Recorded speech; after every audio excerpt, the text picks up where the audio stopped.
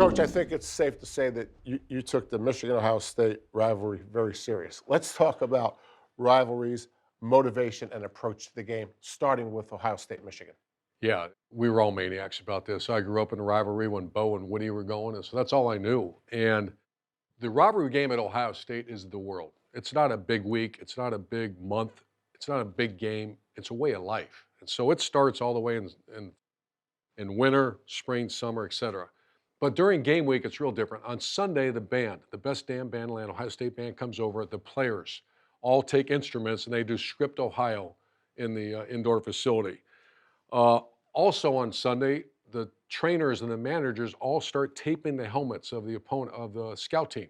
So when you come to practice on Monday or Tuesday, it looks like it's a game against the Wolverines. You got the winged helmets, blue and maize and blue.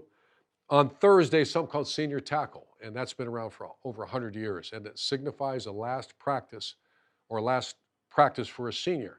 He invites his family. It's right before Thanksgiving. It's very emotional, a lot of tears, a lot of hugs, and they tackle a dummy for the last time. And then there's two things that the players love. Number one is that on Sunday, I would tell them, no more pads. We're done. I want your necks, your shoulders, everything feeling so good. You know why? The next senior hit is going to be wearing maize and blue.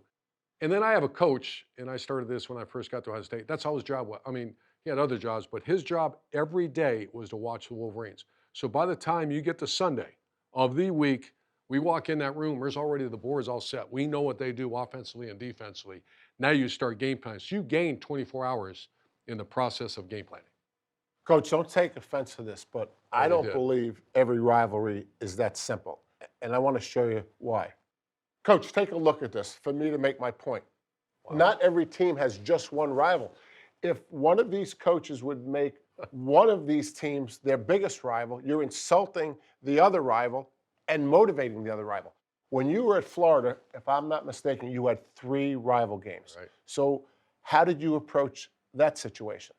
You know, I love arguing with you, but I can't. I didn't realize. I'll be honest. My head was in such a hole about the rivalry game in Ohio State. I did not realize it. But you go back to Florida, we had Tennessee, Right. we had Florida State, we had Georgia, and the old Gators thought Georgia was it. The new Gators thought Florida State, and then it was the first SEC game of the year. Usually was Tennessee. So it was nothing like this one because you had all your target here as the team up north. Down there, you couldn't do that. You couldn't assign one coach to you'd run out of coaches. Right. So it was very different. We made it a huge deal, but it was more a huge week. And I didn't realize Iowa had 4 different rivals. I kind of knew the team up north had 2 rivals, but I didn't care. So I think it is much different, and I never realized that.